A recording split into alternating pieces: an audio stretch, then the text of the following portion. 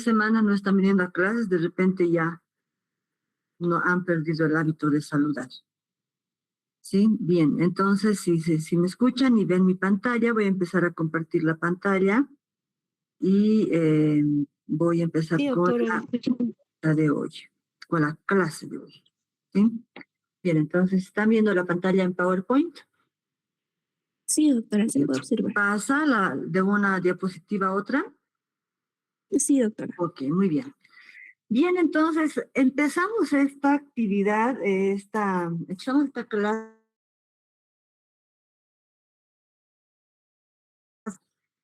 Un grupo de protozoarios con ciclos biológicos mucho más complejos de los que hemos visto hasta ahora, ¿sí?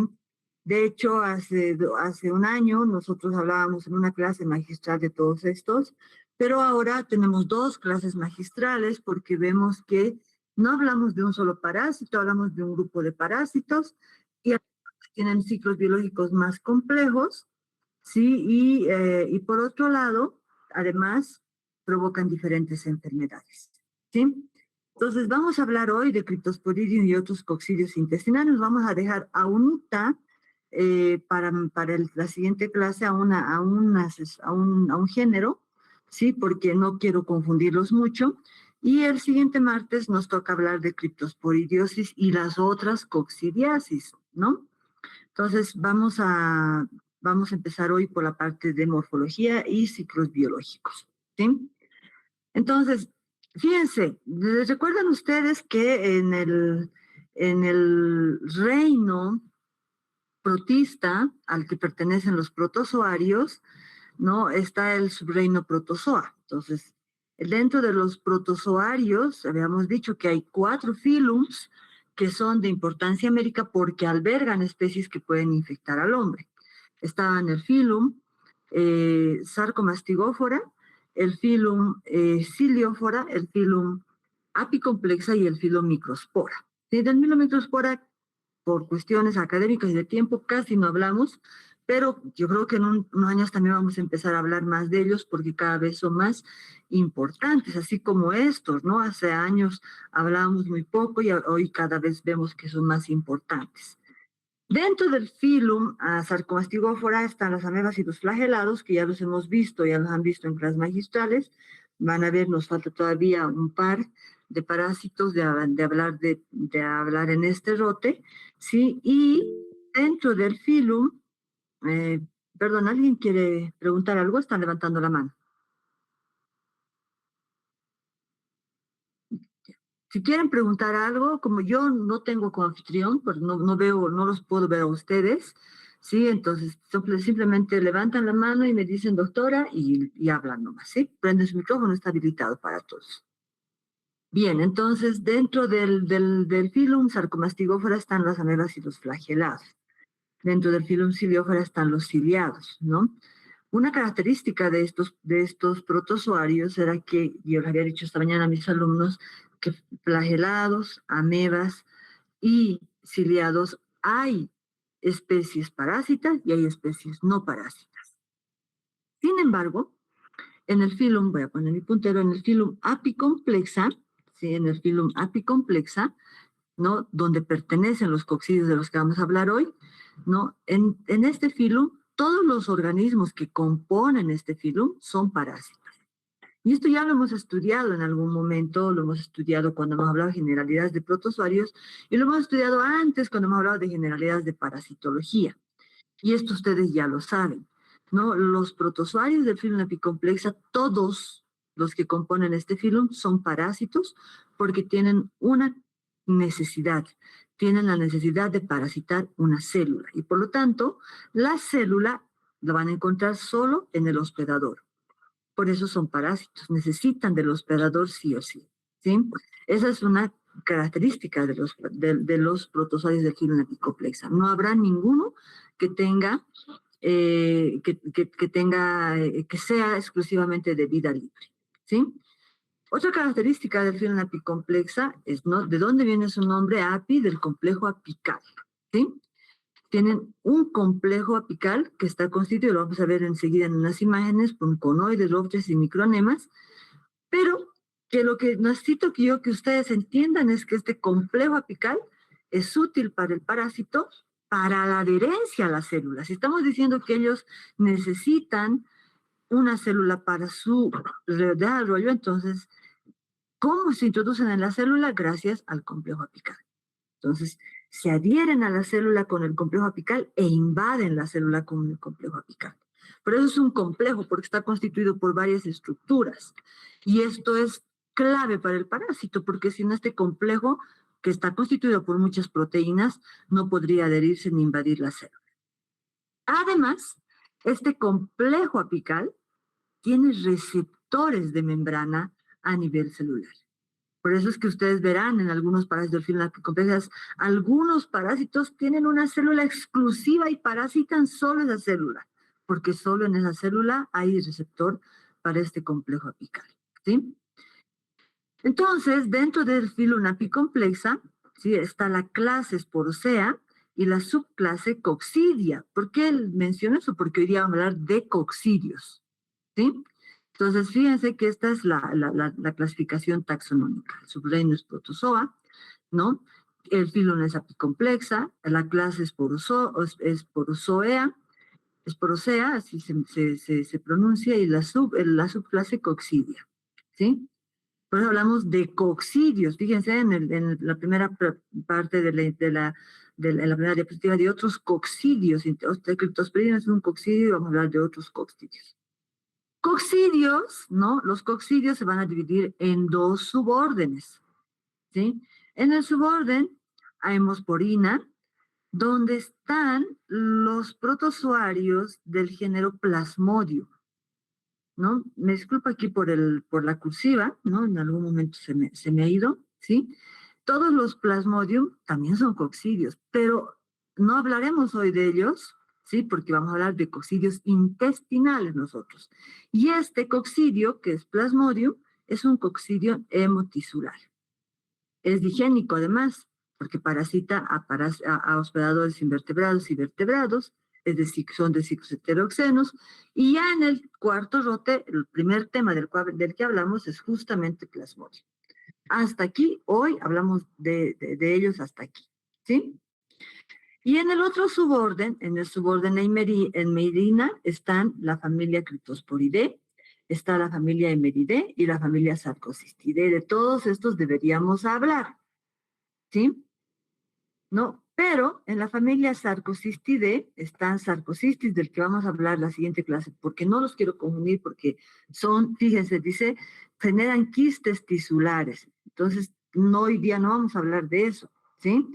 Entonces es más complejo todavía su ciclo. Y aquí está también Toxoplasma gondii, del que vamos a hablar al principio del siguiente rote, ¿sí? Si todo va bien, porque no sabemos cómo se va a alterar el calendario en función de todos los problemas que estamos teniendo ahora, ¿sí? Entonces, la siguiente clase yo les voy a presentar dos diapositivas de Sarcocistis, que es el que pertenece a esta familia. Y hoy hablaremos de estas dos familias, ¿no? De la familia Cryptosporidae y de la familia Eimeridae, ¿sí? En la familia Cryptosporidae, obviamente en todas estas que yo te le estoy poniendo los parásitos de importancia médica, porque en todos estos subórdenes y familias hay otros protozoarios, parásitos, pero que no son parásitos del hombre, son parásitos de los animales. Entonces, en la familia Cryptosporidae está el género Cryptosporidium con más de 22 especies actualmente. En la familia Emeridae están Cystisospora bellis y Cyclospora cayetanensis, que son los que nos interesan, ¿sí? Y ustedes verán que ambos tienen una característica, dice, son parásitos de ciclos monoxenos y sus hospedadores son los vertebrados, ¿sí? Hoy vamos a hablar de estos tres, de Cryptosporidium, de Cystisospora y de Cyclospora. Pero hablaremos mucho más y nos enfocaremos mucho más en Cryptosporidium. ¿Por qué? Porque luego van a ver que se parecen mucho en su ciclo a Cryptosporidium estos dos. Y principalmente porque la criptosporidiosis es la parasitosis del tubo digestivo, la parasitosis intestinal más importante provocada por coccidios. ¿Sí? Es muy frecuente y además tiene una gran particularidad. Es un parásito o es una parasitosis oportunista. Entonces, hoy hablaremos de estos dos, ¿sí? Aquí les muestro unas imágenes, unas gráficas de cómo está compuesto el complejo apical, ¿sí? Ninguno de los dos es parásito del que vamos a hablar hoy, pero todos los parásitos, ¿no? que terminan en zoito, ¿sí? Tienen esta estructura, el complejo apical, ¿sí? Este es un taquizoito de Toxoplasma gondii, este es un mero zoito de Plasmodium falciparum. Fíjese que son parásitos de los que vamos a hablar después, pero también son apicomplexa. Y aquí está, ¿no? Una forma alargada, esta parte del complejo apical, y aquí un poco más rechoncho, pero igual tiene el complejo apical, ¿sí? Entonces tiene un conoide, que es esto, ¿no? Tiene los anillos, que aquí también, aquí se ve mejor, los anillos apicales, ¿no? Tiene micronemas, que son, ¿no? Las proteínas más pequeñitas, y las roches, que son las más grandes, que se ven en celeste, ¿sí? Y todas estas, y tiene gránulos más, todos estos están constituidos por proteínas que tienen un receptor específico en cierta célula. Por lo tanto, se va a ir a unir el complejo apical como si fuera una llave en una herradura al receptor de membrana para poder adherirse a la célula inicialmente y finalmente invadirlo. Como todos los protozoarios, estos son son organismos unicelulares constituidos por células eucariotas porque tienen un núcleo rodeado por membrana nuclear. Entonces, esto es clave porque ustedes siempre van a tener que buscar un núcleo rodeado de membrana nuclear, ¿sí?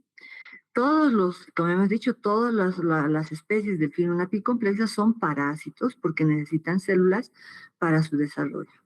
Otra característica que tienen es que se desarrollan y multiplican intracelularmente dentro de una vacuola parasitófora que forma la célula, pero que ellos inducen a que se forme, ¿sí? Y en su ciclo de vida, en su ciclo biológico, ¿sí? A diferencia de los que hemos visto hasta ahora, donde había trofozoito y quiste, trofozoito y quiste, trofozoito y quiste, ¿sí? A diferencia de eso, aquí hay muchos otros estadios por los que va a pasar el parásito para completar su desarrollo, ¿sí?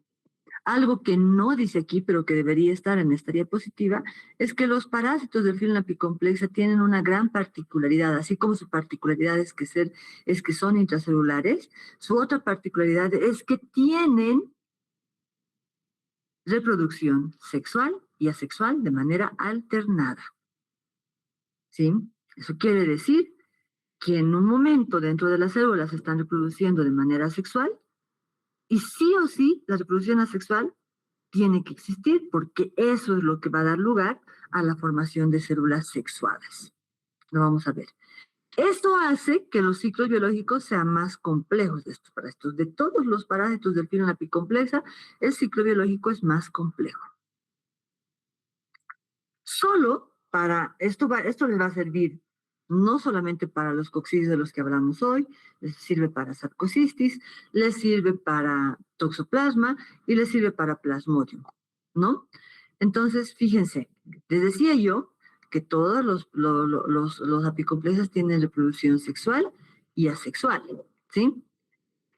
Sí, y este ciclo siempre ocurre, o sea, sí, la formación de un cigoto, producto de la reproducción sexual, la esporulación, y por lo tanto, producto de eso, eh, va a venir la formación de esporozoitos, la merogonia, ¿no?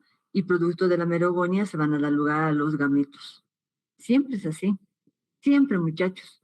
¿Sí? Esto yo lo he bajado de esta publicación, porque tiene unas cosas interesantes, ¿no? Aquí habla de la merogonia. La merogonia, muchachos, es un tipo de reproducción asexual, ¿sí? Esta es la reproducción asexual como tal. Y la reproducción sexual es la gametogonia. Y aquí habla de gamogonia, ¿no? Y en algunos lugares hablan como de la gametogonia y la gamogonia como sinónimos. En realidad la gametogonia, el mejor término es decir gametogonia, ¿no? Que implica la formación de gametos a partir de gametocitos y la fecundación entre gametos para formar un cigoto, ¿sí? Entonces es la reproducción, ¿sí? Gamogonia es como la unión de los gametos, y por lo tanto yo aquí reemplazo, ¿no? La gamogonia por singamia, o sea, producto de la fecundación del macrogameto, perdón, del microgameto al macrogameto, eso es la singamia. Ustedes por embriología saben que toda fecundación va a dar lugar a un cigoto, ¿sí? Este cigoto, a veces tiene diferentes nombres de acuerdo al parásito, va a dar lugar a la esporulación, ¿sí? A la esporogonia como tal. Pero en algunos parásitos dice ciclo esporogónico como tal, ¿sí? Y aquí está la reproducción asexual, ¿no? La formación de esporozoitos por esporulación y la formación de merozoitos por merogonia o esquizogonia, ¿sí? Resulta muy complejo viéndolo así, pero lo vamos a analizar uno por uno, ¿sí? No se estrese. Entonces, primero, vamos a hablar de Cryptosporidium sp. ¿Por qué sp? Porque hay varias especies que pueden infectar al hombre, pero vamos a hablar de dos principalmente. Vamos a hablar de Cyclospora cayetanensis, a pesar de que hay más especies, la que nos importa es Cyclospora cayetanensis. Y vamos a hablar de Cystoisospora, que antes, y eso les digo porque de repente en algún libro ustedes leen y no encuentran, antes tenía el nombre de Isospora belli. Ahora se llama Cystoisospora belli. Sí, se escribe belli, pero se lee belli. ¿Sí? Vamos a hablar de estos tres. ¿Y qué en común tienen? Los tres son parásitos de ciclos monoxenos, ¿no? Los tres son parásitos de ciclos monoxenos y tienen a su célula hospedadora a los enterocitos del intestino delgado. Los tres causan diarrea, ¿sí? Los tres causan diarrea, ¿sí? Aguda en niños, diarrea crónica en inmunocomprometidos y diarrea del viajero. Estas son causas de diarrea, ¿sí? Cryptosporidium tiene algunas particularidades. Una de ellas es que es zoonótica. Quiere decir que tiene como hospedadores a otros animales y el hombre se puede infectar a partir de estas fuentes de infección de otros animales. Y además, la criptosporidiosis es una parasitosis oportunista, Cryptosporidium parvum y hominis, que son los que infectan al hombre, son parásitos oportunistas y por lo tanto son causa de enfermedad en personas inmunodeprimidas o inmunocomprometidas como personas con SIDA, ¿sí? Y es muy importante esta parasitosis en personas con SIDA porque es causa de muerte en estas personas. Es increíble cómo una persona inmunocompetente puede tener infección por Cryptosporidium y no tener absolutamente nada, y cómo una persona con SIDA puede tener criptosporidiosis y puede llegar a morirse deshidratado, lo que no debería pasar en la actualidad, ¿sí? Entonces vamos a hablar de eso también. Y como el hospedador es el humano, ¿sí? Y bueno, varios animales en el caso de Cryptosporidium, y las formas parasitarias salen con las heces, entonces la transmisión ocurre por contaminación fecal, del agua, alimentos contaminados, y la forma infectante son los ooquistes esporulados, no pueden olvidar aquí. ¿Sí? Voy a llegar esto al final, no sé por qué se ha quedado esta diapositiva aquí, tengo que verla al final. ¿Qué es la criptosporidiosis? Que hemos dicho que es la más importante. ¿Es la infección o enfermedad? Fíjense que yo estoy resaltando esto, infección o enfermedad, porque en algunas personas no llega a ser una enfermedad, no llega a manifestarse clínicamente. Y es causada por protozoarios del género Cryptosporidium. El síntoma principal de esta infección es la diarrea acuosa. Acuosa. Hasta el momento hemos visto, por ejemplo, diarrea causada por tricoris, diarrea causada por las amebas, y habíamos hablado de que diarreas eran pastosas. Y seguramente en la anterior clase, cuando han hablado de Yardia, han hablado también de diarrea acuosa, y eso les va a servir mucho para comprender también la patogenicidad de este parásito, ¿no? Este parásito tiene como hábitat los enterocitos, ¿no? del tubo digestivo alto, específicamente de yeyuno, ¿sí? Entonces, a este nivel se van a reproducir y se van a multiplicar, van a provocar daño a este nivel, y como en estos enterocitos ocurre la secreción y absorción del agua, entonces esto se va a alterar y por eso las diarreas son eminentemente abundantes, muy líquidas, o sea, acuosas. ¿sí? Es una zoonosis oportunista, ya hemos explicado por qué. ¿No? Varios animales pueden estar infectados principalmente por Cryptosporidium parvum, ¿sí? Y cuáles son los animales reservorios importantes en la zoonosis, o sea, en la transmisión al hombre, el ganado principalmente, bovino, ¿sí? Pero pueden haber otros animales como domésticos como perros y gatos que pueden estar infectados y varias especies de ganado, ¿sí? Y oportunista, ¿por qué? Porque hemos dicho que en circunstancias en las que el sistema inmunitario está afectado, dañado, deprimido, este parásito va a provocar enfermedad severa. En cambio, en personas inmunocompetentes, el sistema inmunitario va a limitar y por lo tanto la infección se va a autolimitar en estas personas, pudiendo provocar sí diarrea, pero esta se va a autolimitar. Y en otras ni siquiera eso provocará. Como dice aquí, algunas personas infectadas por Cryptosporidium pueden nunca estar enfermas, pueden nunca manifestar signos de sintomatología. Que es importante es que al estar infectadas, sin presentar manifestaciones clínicas, permanecen infectadas y por lo tanto se constituyen en excelentes reservorios. Pero no solamente los asintomáticos son reservorios, las personas sintomáticas también son reservorios. Y no solamente las personas, los animales también son reservorios. Fíjense, ¿sí? Fue este doctor, Ernest Tyser, quien descubre, ni siquiera es Cryptosporidium parvus el que descubre Cryptosporidium muris, que es una especie principalmente del ganado, ¿no? La describe en 1907, pero recién hasta 1970, si no me equivoco, o sea, varias décadas después es que realmente le damos más importancia a esta parasitosis, ¿sí? Entonces, desde 1907 se han descrito una gran variedad de especies de este género.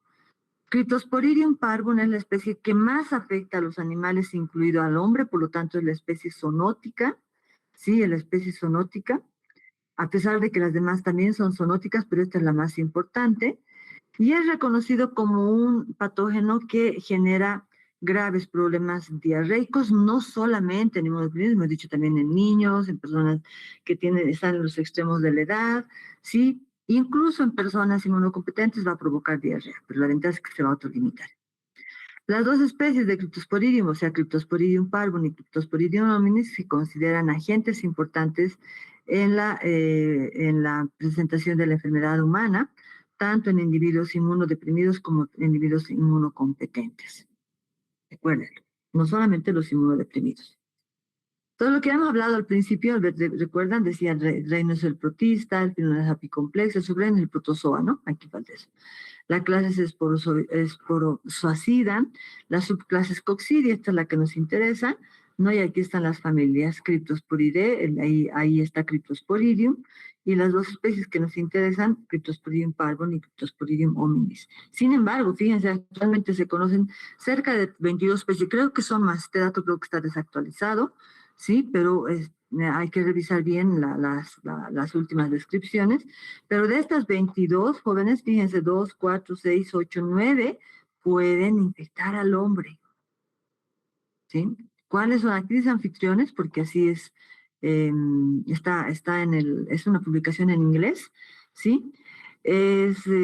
Los hospedadores, en todo caso, aquí serían mamíferos y humanos, en Cryptosporidium parvum, ¿no? Es la principal especie que es zoonótica, o sea, que se transmite de animales al humano, ¿sí? Y luego está Cryptosporidium hominis, que también infecta al humano, predominantemente se encuentra en humanos, aunque se ha encontrado en otros animales, es predominantemente de infección humana.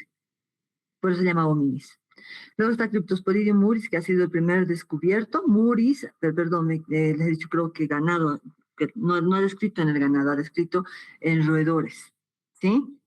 En roedores, ¿sí? Animales de granja y también en humanos está presente, ¿sí? Muris viene justamente su hospedador principal, son los roedores. Y así hay varios, fíjense, ¿no? Obviamente, Gafelis, por ejemplo, de gatos y humanos, ¿sí? Canis de perros y humanos, ¿sí? Pero fíjense que aquí dice mamíferos, o sea, aquí hay varias especies, ganado bovino, los equinos, los perros pueden estar infectados por Cryptosporidium parvum, ¿sí? Y algunas especies parasitan a aves, ¿sí? Bien. Hemos dicho que la reproducción es sexual y asexual. La sexual es por gametogonia, la sexual es por esquizogonia o merogonia. En este caso se habla más de merogonia, o sea, así se lo describe más en los libros. Sí, vamos a manejar ese término y realiza esporulación. Pero hay algo muy importante, por eso es que ustedes me dirán, pero dice esporogónico, ¿sí? Ese ciclo esporogónico es justamente el hecho de que el cigoto que se forma producto de la gametogonia es que va a dar lugar a la esporulación en el interior. Por eso se habla de esporogonia, ¿sí? Pero la reproducción de tipo asexual es la esporulación, ¿sí? El tipo de ciclo biológico es monoceno y la forma infectante es el ooquiste maduro. Vamos a ver el ciclo biológico, ¿sí? Y esto va a ocurrir, este ciclo biológico ocurre con todas las especies que son zoonóticas, obviamente, porque aquí está el hombre, ¿no? Pero este es habla de Cryptosporidium parvum, porque pues, aquí está su principal reservorio, que es el ganado bovino, ¿sí? Y el hombre, obviamente, ¿sí? Es un ciclo monoxeno, fíjense, donde obviamente el hombre puede ser el hospedador habitual y las vacas también. No hay hospedador definitivo y no hospedador intermediario, porque este no tiene ciclo heteroxeno. Puede parasitar a muchas especies de animales, pero no tiene ciclo heteroxeno.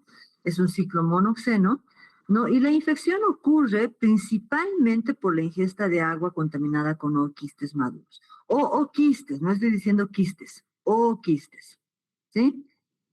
Los parásitos obviamente llegan, los ooquistes obviamente llegan al agua por contaminación fecal, no humana, claramente, pero también la de los animales, y esa es la principal fuente que contamina el medio ambiente, porque en lugares donde el fecalismo humano ha sido erradicado, los animales juegan un rol muy importante, ¿sí? De hecho, en la siguiente clase les voy a hablar un poco de un brote que ha habido en Estados Unidos, a partir del cual se han hecho varios estudios en pacientes inmunodeprimidos, ¿sí? Y donde las principales fuentes de infección eran las fecas del ganado, ¿sí? Entonces, el ganado o el hombre van a contaminar el medio ambiente con sus ooquistes, y estos ya son maduros en Cryptosporidium. Ojo, ya son maduros. Por lo tanto, no tienen necesidad de desarrollar nada. Fíjense, esta es la forma que está en las heces y es la misma forma que ingresa al hospital. De esto ustedes deberían deducir una cosa clave. Si hay ooquistes maduros en las heces, ¿no? No tiene que desarrollar en el medio ambiente y esa es la forma infectante. Aquí puede haber autoinfección externa y hay. Por contaminación, por mecanismo ano-mano-boca, por contaminación oro-anal. ¿Sí? Entonces, este es el ciclo de transmisión. Parece sencillo, uno de, ay, qué genial, oquiste y oquiste, pero para que este oquiste termine volviendo a ser oquiste, tiene que pasar por un ciclo complejo. El parásito tiene que desarrollarse inicialmente, tiene que dar lugar a la reproducción asexual por merogonia, después a la reproducción sexual por gametogonia. Este cigoto producto de la gametogonia tiene que esporular en el interior otra vez de reproducción asexual. Es muy complejo. Es por eso que uno cuando quiere explicar con esta imagen que ustedes siempre conocen, las del CDC, son las más conocidas imágenes de ciclos biológicos, resulta muy difícil entender. ¿Sí? ¿Por qué? Porque fíjense, ¿dónde está? ¿Dónde está el primero? Ya, el ooquiste, va a salir su esporozoito, va a entrar a la célula, va a formar merontes, uno, dos, estos van a formar. Muy difícil, lo vamos a explicar paso por paso. ¿Sí? Este ciclo biológico me encanta. Es fascinante, sí, lo he encontrado recién, este artículo es del 2026, no tengo ningún problema por pasárselos, pero los que tienen problemas son ustedes, en mis grupos, bueno, en los grupos que me ha tocado pasar, y ahora ya hemos votado, ¿no? Pero los que me ha tocado pasar, ninguno hablaba inglés.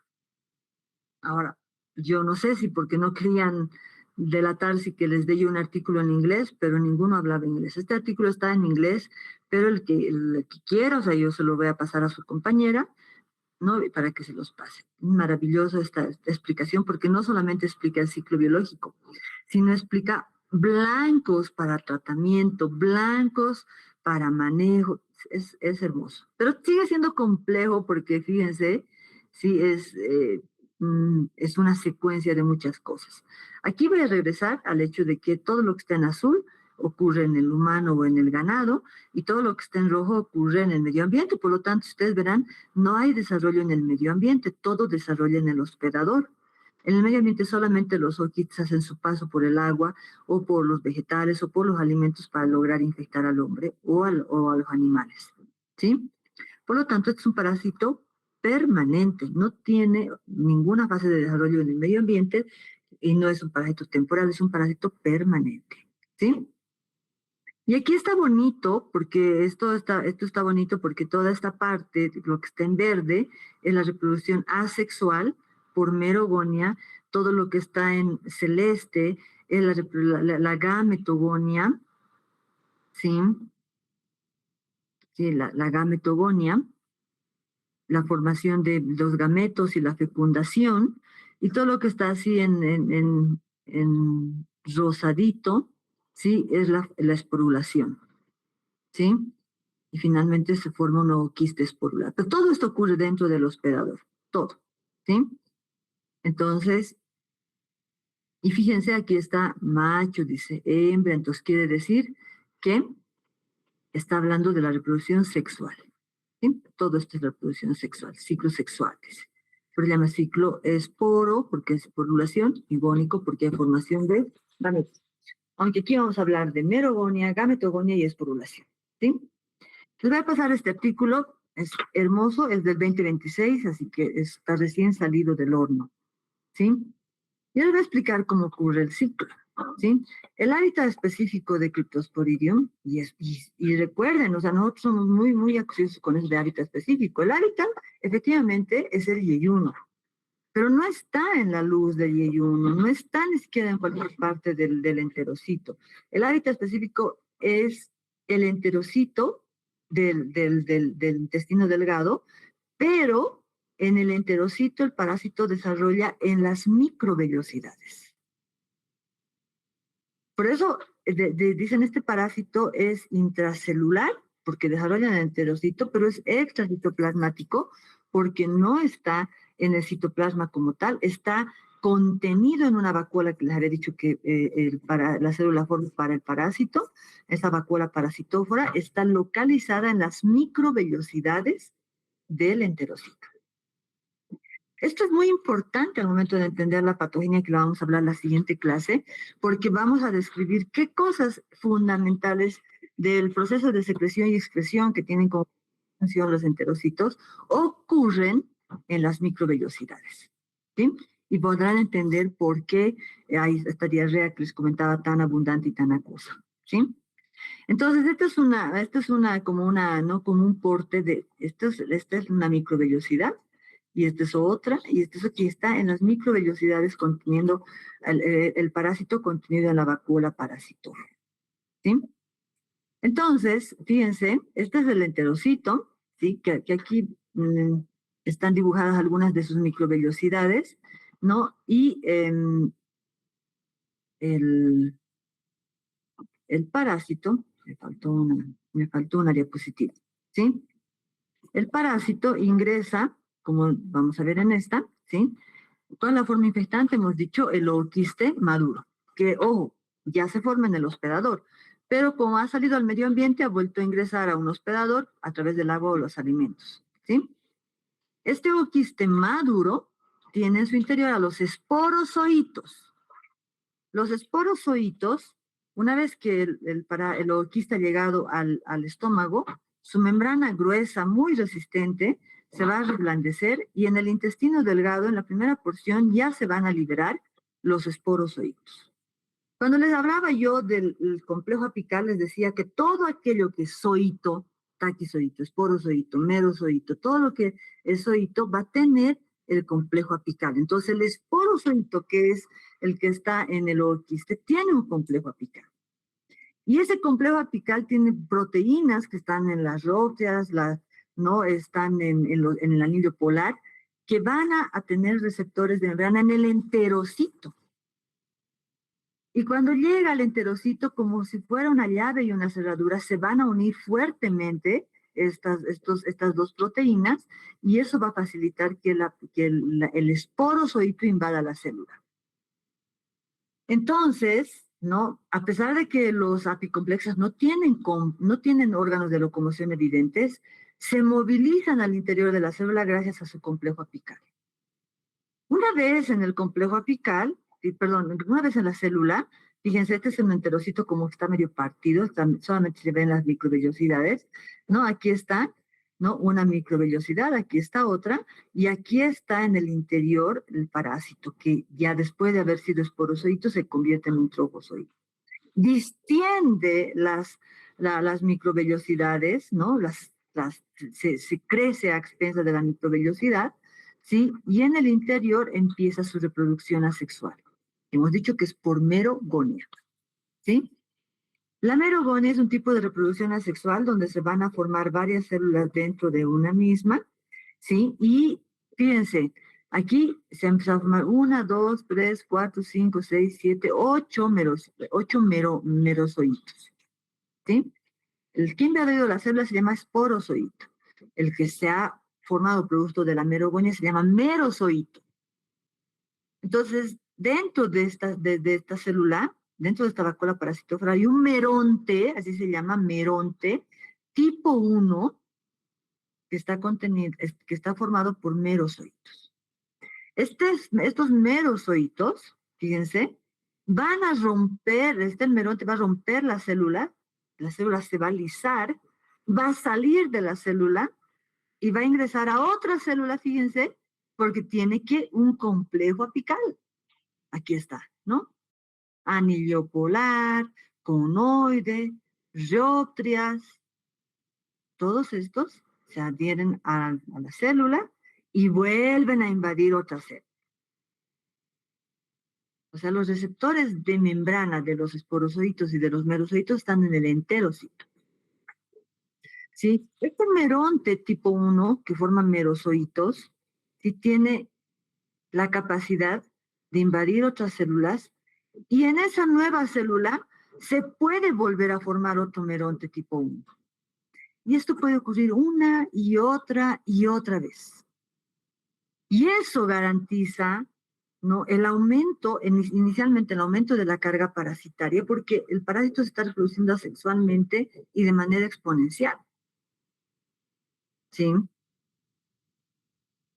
Pero algunas de estos merozoitos que vienen del meronte tipo 1, que han invadido otra célula, van a volver a formar un meronte, pero ya meronte tipo 2, porque tiene una cualidad. Este meronte tipo 2, que contiene menor cantidad de merozoitos, hasta 4, como está en la imagen, ¿sí? Estos merozoitos del meronte tipo 2 se van a convertir posteriormente en gametocitos.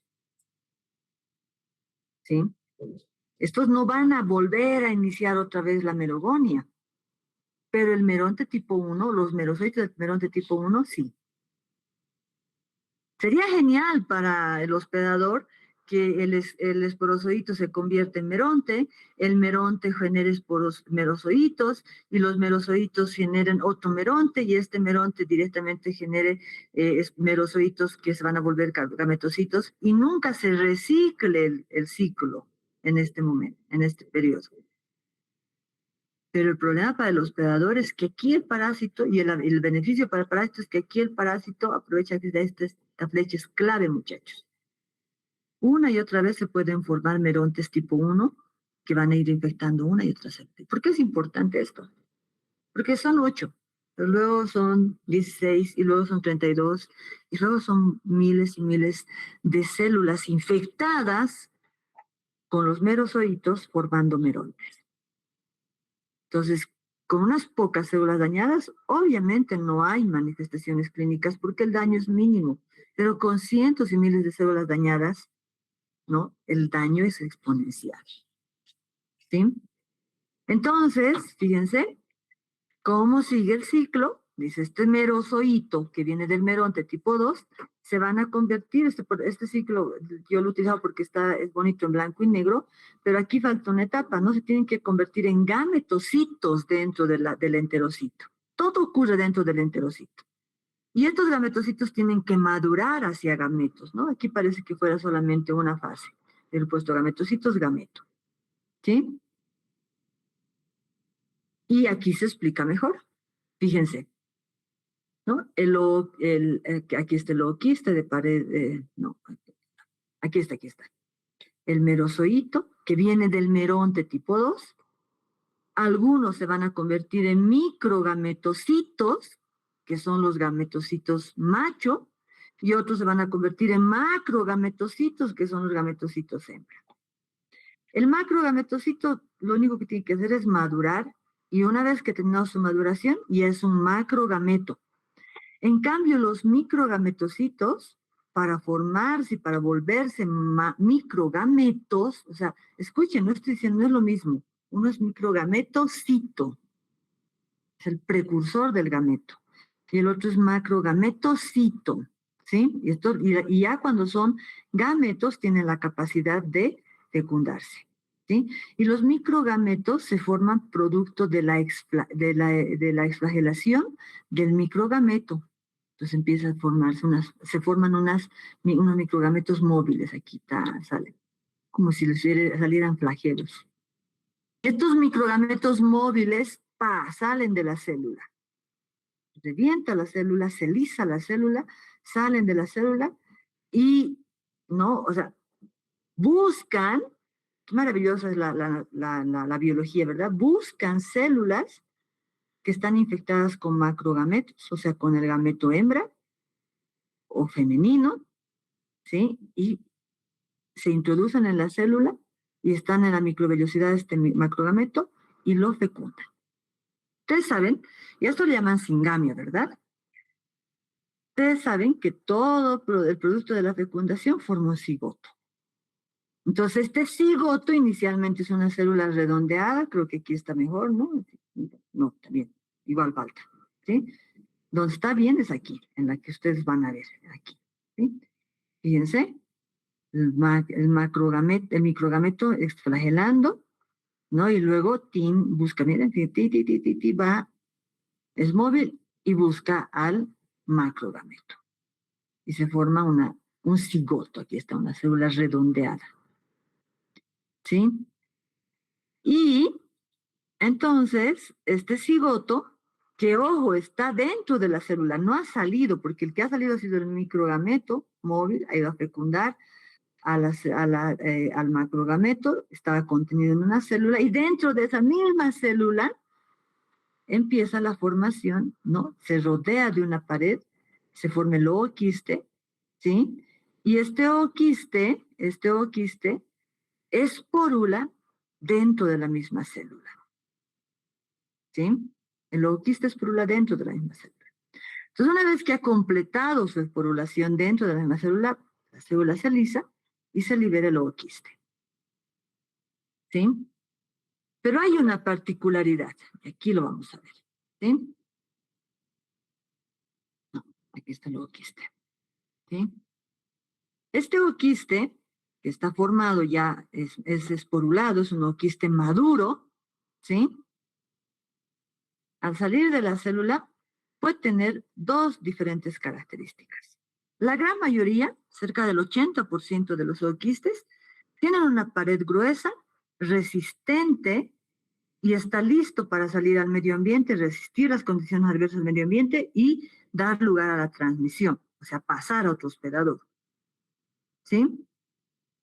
Sin embargo, aproximadamente el 20% de estos ooquistes no logran formar esa pared gruesa y por eso se llaman ooquistes de pared delgada, ¿sí? Que ya han salido a la luz del intestino. ¿Y qué puede ocurrir? Puede ocurrir que, bueno, en realidad ni siquiera qué puede ocurrir, ¿qué ocurre? El ooquiste de pared delgada se revienta, se rompe, en realidad, libera al esporozoito, estos son esporozoitos, y por lo tanto, al liberar al esporozoito, vuelve a invadir, porque no hay razón para que no lo haga, vuelve a invadir un enterocito y vuelve a formar un trofozoito, el meronte tipo 1, el meronte tipo 1 a los merontes tipo 2 y nuevos merontes tipo 1 y reinicia el ciclo completamente y a esto le llamamos ciclo autoxeno. ¿Sí? ¿Y quiénes son responsables de ese ciclo autoxeno? Los zooquistes de pared delgada. Pero quienes inician ese ciclo autoxeno son los esporozoitos que provienen o que son originados en el zooquiste de pared delgada. Entonces, ¿cuál es el problema? Que si uno pensaba que en este momento nos estábamos liberando del parásito porque ya se había vuelto el zooquiste de pared gruesa y se tenía que salir con las heces para llegar al medio ambiente y pasar a otro hospedador, entonces no es tan así, porque con el zooquiste de pared delgada el ciclo puede mantenerse sin necesidad de salir del hospedador. Entonces esto es clave, no vamos a entrar en el detalle porque no vamos a acabar, obviamente, pero esto es clave para que recuerden cuando hablemos de criptosporidiosis y el efecto en el inmunodeprimido. ¿Sí? Entonces, solo para que vean, ¿no? Esto es un zooquiste.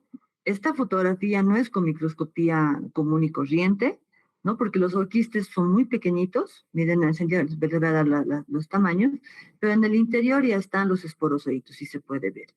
Pero en la microscopía común y corriente no se puede distinguir porque estos miden no entre 4, 5, hasta 6.5 micrómetros de diámetro, son esféricos, son ovoides, ¿no? Esféricos u ovoides, ¿no? Ligeramente ovoides, ¿sí? Y pues son tan pequeños, así es un redondito, imagínense esto, pero en la microscopía simple, que es bien difícil de distinguirlo con técnicas de diagnóstico parasitológicas convencionales, o sea, con un examen directo, un parasitológico simple, incluso haciendo técnicas de enriquecimiento, el parásito está ahí, pero no lo vemos, o bueno, no logramos ver. Una característica única que distingue al género es la presencia de una línea, dice una sutura, así, ¿no? Eh, como si fuera eh, como el grano de un café y por donde va a ocurrir el desenquistamiento, pero no se ve a la microscopía, ¿sí? Pero ¿qué sí podemos decir de los zooquistes de pared gruesa, no? Que esa pared es rica en uniones de disulfuro y permiten y le dan mucha resistencia al parásito. Son tan resistentes estos zooquistes gracias a su pared gruesa que pueden resistir a la cloración, a las concentraciones de cloro que se utilizan para la cloración y la desinfección del agua. Fíjense que se pueden mantener viables en temperaturas de entre 4 y 22 grados, o sea, eso es mucho rango, ¿verdad? ¿No? Entonces, puede haber transmisión en cualquier piso ecológico. Y presentan muchas proteínas en su superficie, ¿sí? Aquí está. Este es un dibujo, obviamente, o sea, este es un nuevo quiste, ¿sí? Y esta es la fotografía. Dentro está el esporozoito, ¿sí? Que es una forma así alargada con complejo apical, ¿sí? Estos zooquistes se llaman también desnudos, porque no tienen una estructura que se llama esporoquiste que vamos a ver en los otros parásitos, ¿sí? Tiene el zooquiste y dentro tiene el esporozoito. Este es el ciclo completo, que estaba cortado en la anterior lámina, porque no, o sea, fíjense, inicia con el zooquiste de pared gruesa, se libera el esporozoito, ¿sí? Invade una célula, en las microvellosidades se forma el meronte tipo 1, ¿no? Con alrededor de 8 merozoitos, que va a liberarse y va a poder formar merontes tipo 2, pero también va a poder volver a formar merontes tipo 1. Entonces esto ya garantiza que muchas células estén infectadas. Meronte tipo 2, que forma menor entre 2 y 4 merozoitos. Estos merozoitos son los precursores de los gametocitos, ¿no? De los microgametocitos y los macrogametocitos. Estos van a formar, ¿no? Aquí hay un error, dice, no es mi imagen, ¿no? Pero diría así, microgametocito, macrogametocito, pues yo lo he corregido en el otro. Y luego madura, deciden se forma el macrogameto y el microgameto móvil, que va a ir a fecundar al macrogameto y se va a formar el cigoto, y este cigoto va a poder convertirse en dos formas biológicas, en un ooquiste de pared gruesa que sale y sí tiene que salir por las heces para lograr pasar a otro hospedador, o al mismo por autoinfección, ¿no? O infectar al mismo por autoinfección externa, ¿sí? Este es el responsable de la autoinfección externa. Y los ooquistes de pared delgada, que también están esporulados y obviamente pueden romperse en el intestino y liberar a los esporocitos y reiniciar el ciclo sin necesidad de salir y por lo tanto dar lugar a la autoinfección interna, que coincide con el ciclo autóxeno. Este es el ciclo, este es el ciclo biológico de Cryptosporidium, ¿sí? De hecho, que vamos a hablar de otras dos, de Cyclospora cayetanensis y de Cystisospora belli. En la siguiente clase vamos a hablar ¿de qué más me falta hablar?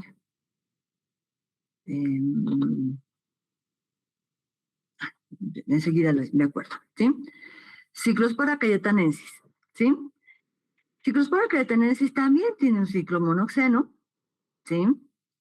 También tiene como hábitat los enterocitos del intestino delgado, principalmente Y1. El ciclo en el hospedador es muy similar, no igual, porque aquí viene la diferencia, ¿sí? Igual que en Cryptosporidium, la forma infectante son los ooquistes maduros, ¿sí?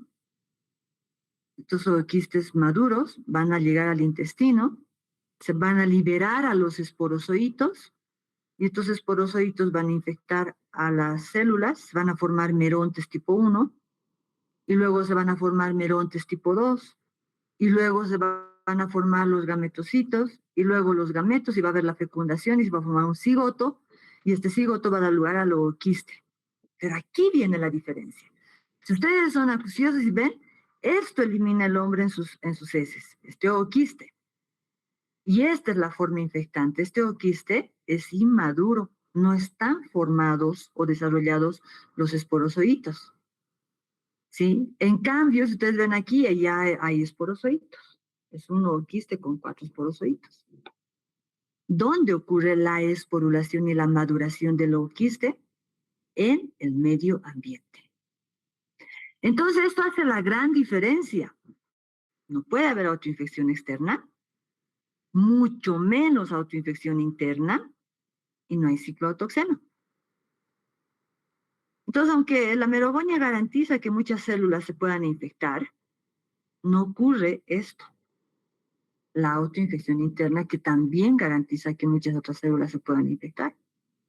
¿Sí? Este ciclo también es bonito, es del mismo CDC, pero está mejorado. ¿Sí? Dice, la persona infectada elimina en sus heces o quistes de Cyclospora cayetanensis, pero no están esporulados, por lo tanto no son infecciosos, no son infectantes. ¿Sí? Los ooquistes inmaduros por lo general requieren menos de una semana y en condiciones de laboratorio se ha visto eso, ¿no? Para volverse infecciosos, o sea, para esporular. Pero estos ooquistes, ¿no? Forman inicialmente, aquí está, ¿no? En la primera imagen de la izquierda se muestra un ooquiste no esporulado, es lo que elimina al hombre en sus heces. Luego se forma el ooquiste en su interior, forma dos esporoquistes, ¿sí? Con un citoplasma. Dice, luego en el proceso de esporulación se forman dos esporoquistes, ¿sí? Inmaduros, todavía no contienen nada. Después se forman dentro de los esporoquistes, se forman recién los esporozoitos. Pues les decía, en el caso de los ooquistes de Cryptosporidium se llaman ooquistes desnudos porque no tienen esporoquistes, ¿sí? Y aquí se ve como un ooquiste se ha abierto, ¿sí?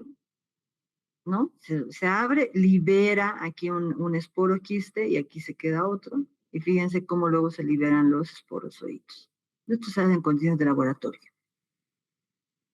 Esta situación diferente hace pues que justamente las infecciones por Cyclospora cayetanensis, que también provocan diarrea, lo vamos a ver en la siguiente clase, sean pues menos agresivas que Cryptosporidium, ¿sí?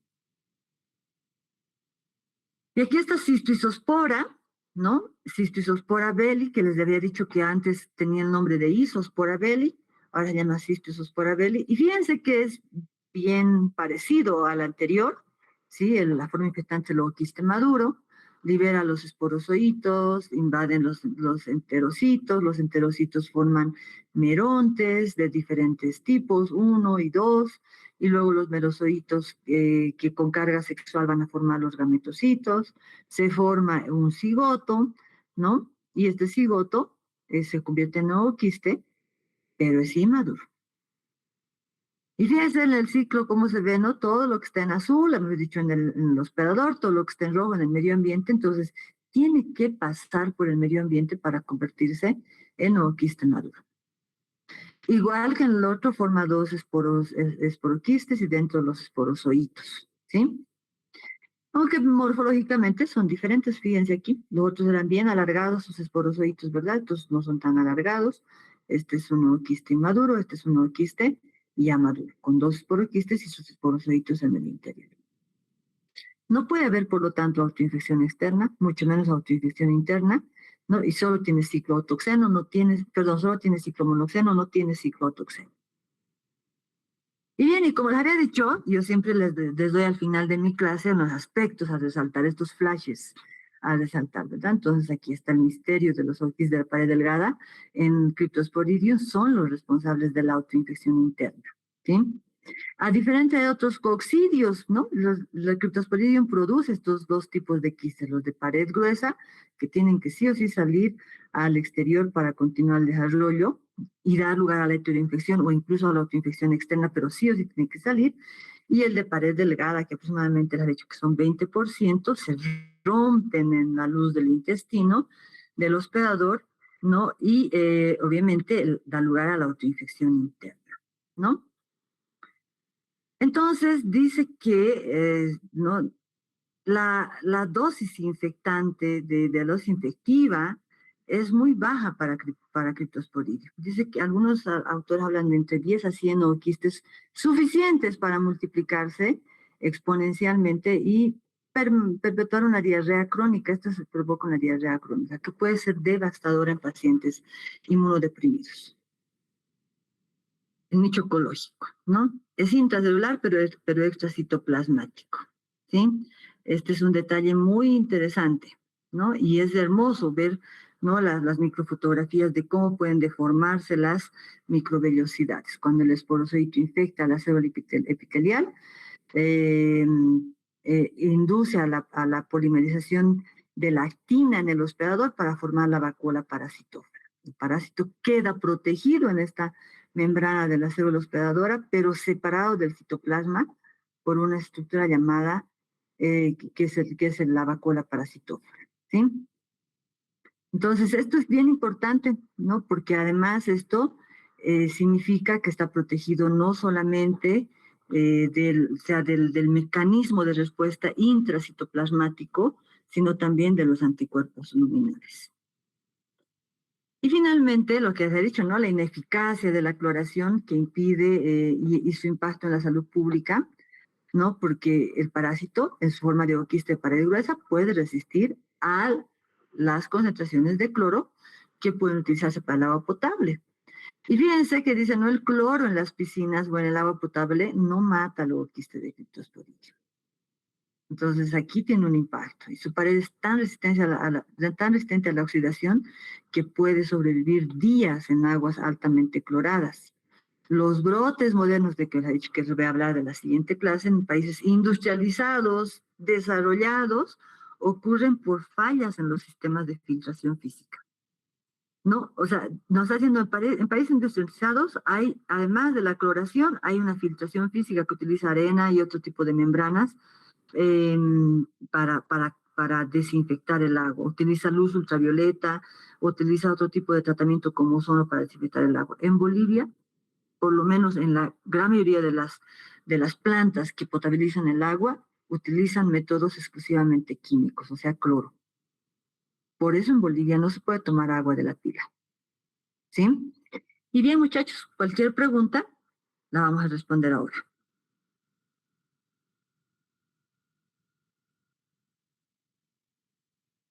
Preguntas,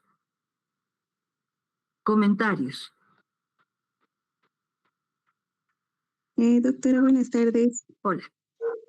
Quería preguntarle, digamos, si en las piscinas tienen, digamos, cloro y todo eso, y este parásito es muy resistente. Entonces, si una persona inmunodeprimida se puede contagiar, bueno, no sabemos qué personas entran, pero llegaría ese riesgo tal vez por el consumo de agua o por el mismo hecho que esté en el agua. Es bien interesante la pregunta de ella. Imaginemos que hay una piscina, la piscina cumple con todos los estándares de seguridad, dice, bueno, yo le pongo una concentración de cloro que me pide como un estándar de seguridad el cloro se pone para matar a todos los microorganismos que puedan, no sabemos, como ya dice, ¿no? No sabemos quién entra, en qué condiciones entra, etcétera. Entonces, imaginémonos que esa piscina está con cantidad de cloro adecuado, pero entra una persona que está con diarrea, ¿no? Y pues puede tener restos de heces ¿no? En la región anal, en la región perianal, y eso se desprende y se va pues al agua, ¿no? El cloro no va a matar a este parásito. Entonces, cualquier persona se puede infectar, inmunodeprimido o inmunocompetente. Porque cuando nosotros entramos a la piscina, inconscientemente tendemos a tragar agua, ¿verdad? Y justamente cuando yo hoy día revisaba algún material, dice, el mecanismo de infección, la ingesta, principalmente la ingesta de agua contaminada con ooquistes, o incluso, decía, ¿no? El ingreso de agua por las vías nasales, porque luego se deglute, ¿sí? Entonces, puede ser cualquier persona inmunodeprimida o inmunocompetente, se va a infectar. Pero el riesgo está en los inmunodeprimidos porque ellos van a tener diarrea incontrolada, crónica, severa. En cambio, los inmunocompetentes vamos a tener diarrea, pero se va a autolimitar. Entonces, esto viene por ejemplo, uno diría, entonces nunca vas a la piscina. ¿Quiénes deben tener reparo para entrar a una piscina? Los inmunodeprimidos. ¿Sí? Y ojo, no estoy hablando de todas las personas que tienen VIH. Todas las personas que tienen VIH tienen el virus, pero no tienen todas o no están en condición de inmunodeprimido todos. ¿Sí? Y eso lo vamos a hablar bien en la siguiente clase. Ojalá me alcance el tiempo porque tengo un montón de cosas para hablarles. Sí, por eso es que justamente hemos decidido, de sarcocistis. Sí, tengo que hablarles de sarcocistis. No les he hablado hoy día de sarcocistis porque ya es tiene similar ciclo, pero ya es otra cosa, ¿sí? Más compleja. Entonces, por eso es que vamos a hablar la siguiente, para que no se confundan. Hoy han visto que los ciclos eran similares entre los tres, con la gran salvedad, eso, para resumir, ¿sí? ¿Dónde está? Esta diapositiva tenía que ir al final, ¿sí? Fíjense, Citizospora belli les he mostrado un ooquiste maduro, ¿no? Tiene más elipsoidal, tiene dos esporoquistes y estos están los esporozoitos. Fíjense que es más grande, esa es su gran ventaja para el diagnóstico, 20 a 30 micrómetros de largo, ¿sí? Dice que recién emitido tiene un esporoblasto, maduro dos esporoquistes y con 4 esporozoitos. Su hábitat intestino delgado, la final del duodeno y principio de yeyuno y la forma infectante es el ooquiste maduro. Entonces es el ooquiste maduro, ¿sí? En Cyclospora cayetanensis tiene es una estructura más esférica, que mide entre 7 a 10 micrómetros, la pared es gruesa, ¿sí? Y tiene 2 esporoquistes y 2 esporozoitos cada esporoquiste. Aquí tenía 4 esporozoitos, ¿sí?